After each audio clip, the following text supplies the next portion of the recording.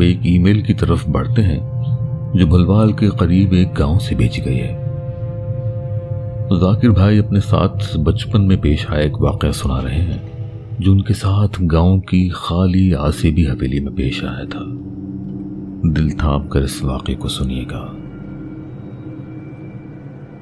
बचपन से ही मुझे ऐसी मखलूक को जानने में दिलचस्पी थी, जिन्नात, चुड़ैल, भूतों के किस्से सुनना, चाहे रात भर डर से नींद ना आए, डरावने ख्वाब आए, अकेले घर में रुकते हुए खौफ महसूस हो, लेकिन तब भी ये ऐसा शौक था जिससे कभी पीछा नहीं छुड़ा सका।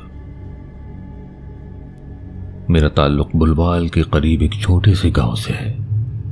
गांव से करीब ही शहर जाते हुए हमें 2 घंटे लगते हैं।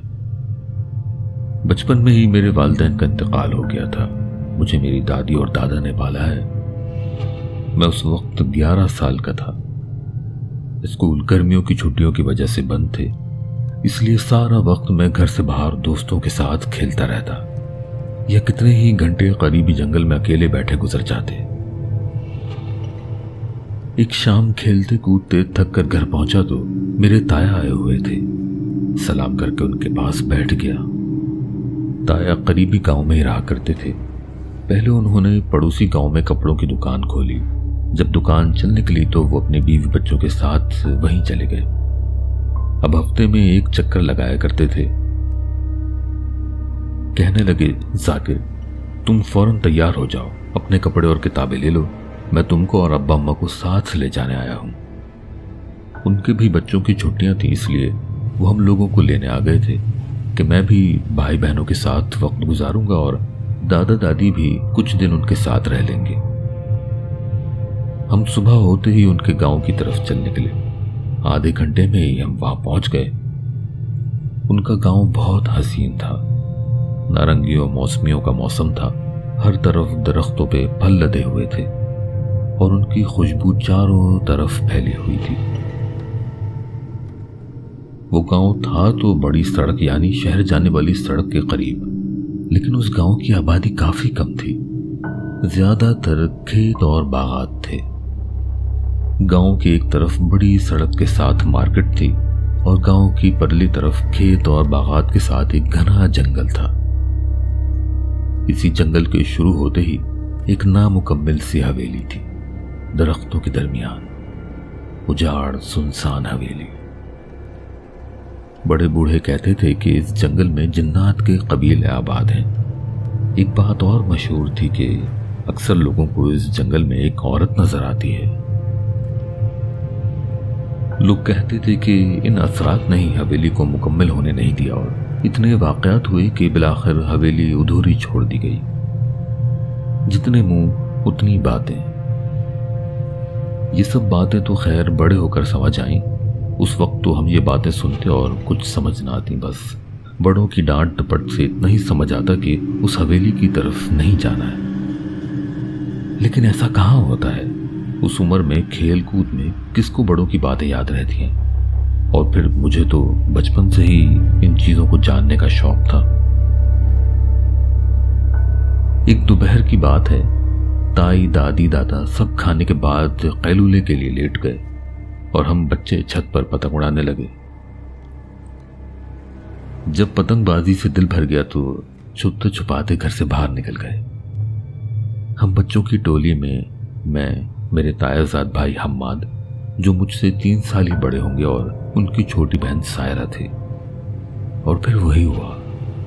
हम घूमते घूमते उस हवेली के करीब जा पहुंचे। हम्माद भाई हम लोगों को हवेली के किस्से सुनाने लगे और किस्से सुनाते सुनाते साथ ये भी कहते, मैं इन सब चीजों से नहीं डरता। हम बातें करते करते उसके करीब जा पहुंचे। वो हवेली उस दिन पहली बार मैंने इतने करीब से देखी थी। नामुकम्मल वीरान हवेली, जिसकी पहली मंजिल अधूरी थी। सीढ़ियां ऊपर को जाते हुए अधूरी छोड़ दी गई थी। वो चारों तरफ से घने दरख्तों में छुपी हुई थी। हम थोड़ी देर में उस जगह से मानूस हो गए और छुपन छुपाई खेलने लगे। खेलते खेलते हमारी सांस फूल गई तो तीनों एक जगह जमा होकर बैठ गए। अभी बैठे ही थे کہ حویلی کے اندر سے اس طرح کی آواز سنائی تھی جیسے کوئی زور سے چیخا ہو۔ وہ آواز سنتے ہی ہم تینوں وہاں سے بھاگ کھڑے ہوئے، لیکن بھاگتے ہوئے سائرہ کا پیر کسی چیز سے ٹکرایا اور وہ گر گئی۔ حماد بھائی تو تیز تیز وہاں سے بہت آگے چلے گئے تھے۔ میں سائرہ کے قریب تھا تو نہ چاہتے ہوئے بھی رک گیا۔ میں نے سائرہ کو کھینچنے کی کوشش کی، لیکن وہ اتنی بھاری ہو گئی تھی کہ میں اس کو کھڑا نہیں کر پا رہا تھا۔ ڈر سے میرے حواس قابو میں نہیں تھے۔ مجھے ایسا لگتا تھا کہ کسی بھی لمحے کچھ ہونے والا ہے۔ میں نے ڈر سے آنکھیں بند کر لی اور جو صورت منہ میں آئی پڑھنے لگا۔ میرے منہ سے بس کچھ الفاظ ہی نکلے ہوں گے کہ سائرہ ایک دم کھنچ کر میرے اوپر آ گئی، جیسے اس کو کسی چیز نے پکڑا ہوا تھا اور اب چھوڑ دیا ہے۔ ہم بغیر کچھ بولے بھاگنے لگے۔ تھوڑی دور جا کر ہی حماد بھائی بھی مل گئے، جو ہمیں اپنے پیچھے نہ آتا دیکھ کر رک گئے تھے، لیکن واپس حویلی کی طرف آنے کی ان میں ہمت نہیں تھی۔ ہم دونوں ان کو دیکھ کر رونے لگے۔ انہوں نے ہم کو سمجھایا کہ گھر میں حویلی جانے کی بات بالکل بھی نہیں کرنی، ورنہ بہت مار پڑے گی۔ ہم گھر آ گئے، لیکن کسی سے کوئی بات نہ کی، کسی کو کچھ نہ بتایا، لیکن ہم تینوں کی چپ سب نے محسوس کی۔ آپ لوگ جانتے ہیں گاؤں میں تو لوگ جلدی ہی سو جاتے ہیں، اور پھر یہ تو کافی پرانی بات ہے۔ اس وقت گاؤں میں ہر جگہ بجلی بھی نہیں ہوتی تھی، تو رات ہوتے ہی ایک سناٹا چھا جاتا، صرف چاند کی روشنی ہوتی اور ہوا سے ہلتے درخت کے پتوں کی آوازیں۔ دادا مجھے اور حماد بھائی کو چھت پر سونے کے لیے لے گئے۔ ضد کر کے سائرہ بھی ہمارے پیچھے پر آ گئی۔ آج جو واقعہ ہوا تھا اس نے دل میں اتنا ڈر بٹھا دیا تھا کہ نیند نہیں آ رہی تھی۔ ہم تینوں چارپائیوں پہ لیٹے ہوئے تھے۔ میری نظر بار بار چھت کے اس کونے کی طرف اٹھتی جدھر وہ جنگل اور پرانی حویلی تھی۔ تایا کے گھر کے صحن میں ایک بلب جلتا رہتا تھا، جس کی ہلکی ہلکی روشنی اوپر بھی آ رہی تھی، لیکن نہ جانے کس نے وہ بلب بھی بند کر دیا۔ میں نے دادا کی طرف دیکھا، وہ سو چکے تھے۔ میں دعا کرنے لگا کہ کاش یہ وقت جلدی گزر جائے اور صبح ہو۔ اچانک مجھے ایسا محسوس ہوا کہ درخت پر کوئی موجود ہے۔ میں نے اشارے سے حماد بھائی کو وہاں دیکھنے کو کہا۔ ہم دونوں مستقل اس کو دیکھ رہے تھے۔ وہ وہم نہیں تھا، وہاں واقعی میں کوئی موجود تھا۔ اپنے لمبے بالوں کی وجہ سے ہمیں وہ کوئی عورت لگ رہی تھی۔ اس کے بال ہوا میں لہرا رہے تھے اور کبھی کبھی اس کی آنکھیں چمکتی ہوئی دکھتی۔ سائرہ نے اب تک شاید اس طرف نہیں دیکھا تھا۔ میری بس چیخ نکلنے ہی والی تھی، لیکن آواز میرے حلق میں ہی دب گئی۔ میرے کان میں بہت قریب سے ہنسنے کی آواز آئی،